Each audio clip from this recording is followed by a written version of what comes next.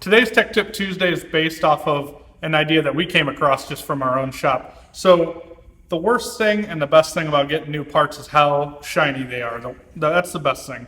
The worst thing about getting shiny new parts for your race car is that's typically the best they're ever going to look. And from there, they get scratches, they dull, they get greasy, beat up, everything else in between. So the million-dollar question is, what is the best way to preserve, enhance, and fix some of those issues down the road when you pull the engine out to get freshened, or if you're bored in the garage and you just simply are like, man, this thing used to look so good and now it doesn't anymore. So today we're going to cover anodizing and how to bring it back to life.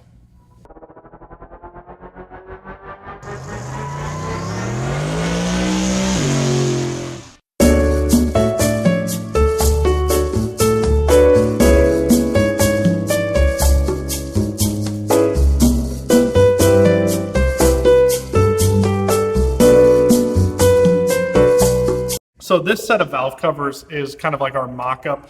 They had some blems and stuff. So when we're building a project like the Blazer behind us or my Nova or whatever, we toss them on there just to kind of keep the engine sealed up, and it helps us mock up lines and all that stuff. And then when we're done, we will put on nice covers.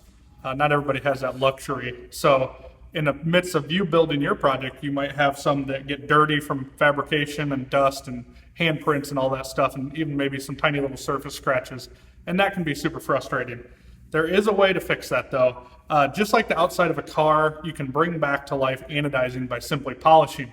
So I'm going to show you today how you can just use some cutting compound and some polished wax and bring it all back to life, just like you would a paint job. Maybe not quite as good as like a base clear paint job, but pretty darn good. And in fact, you can actually enhance the look of a brand new part by polishing it even further.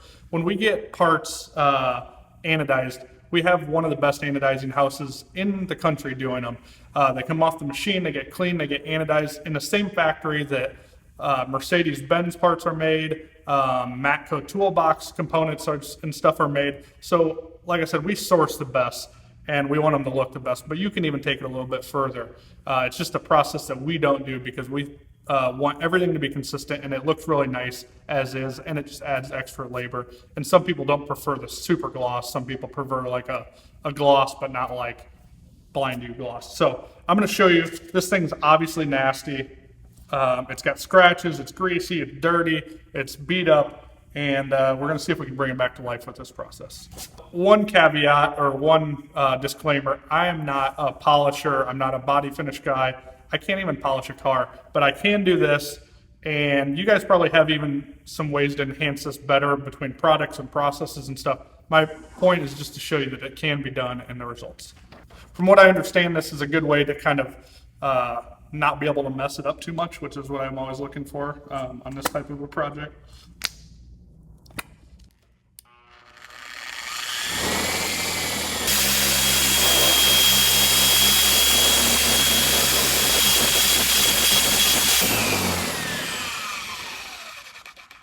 Again, a disclaimer, if you mess this up, please don't blame me. I'm just showing you that it's possible. If you go too long or use the wrong product or something, you can certainly do some damage.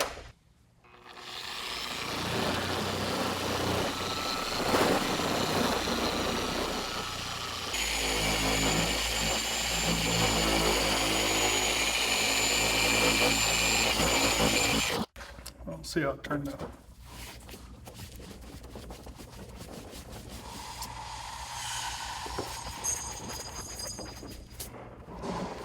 Oh, this one was really bad, and it really got brought back to life. So this would probably be like one that's been on a car for 5 or 6 years. But you can see how shiny it is, just with my lack of knowledge and body finish and polishing and all that stuff. You can see that there's it's got a shine back. All the haziness is gone. It actually took out almost all the scratches and really brought it to life.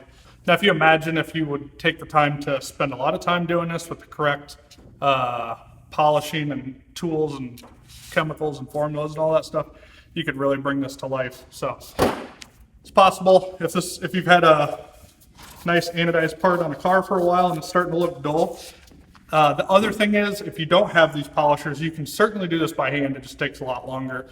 I know not everybody has a polisher at home and stuff, but they're relatively cheap.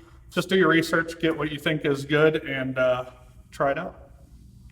So there you have it, guys. Kind of our goal with this whole video is to just show you, if you spend the money and invest in nice parts that are anodized and finished nice, it's not the end of the world if they get some fingerprints on them, if they get a few light surface scratches, all that stuff. You can certainly bring them back to life. And if you're like me, when I pull my motor apart and send it off to get redone, all that stuff sit in there and I start to clean the engine bay and clean parts. It's a perfect time to do all this stuff and make it look as good as new. This actually probably looks better than new because I think we pulled off a lot of scratches that were on it for the fact that it was a blem and it had some scratches on it. So you can even bring it back better than new. If you guys have ideas for another Tech Tip Tuesday, definitely drop them in the comments below. That's how we get ideas. Some of them come from us, some of them come from you guys, but we love to hear from you. Definitely use that comment section on this video to kind of share some polishing tips, materials, which things to use, because like I said, I'm no expert in this. I really know almost nothing, but I think there's some people out there who do know quite a bit. So if you guys can kind of use that as a community to help each other, we would definitely appreciate it. And I think it's awesome to see that happen. Thanks for tuning in. We'll see you guys next time.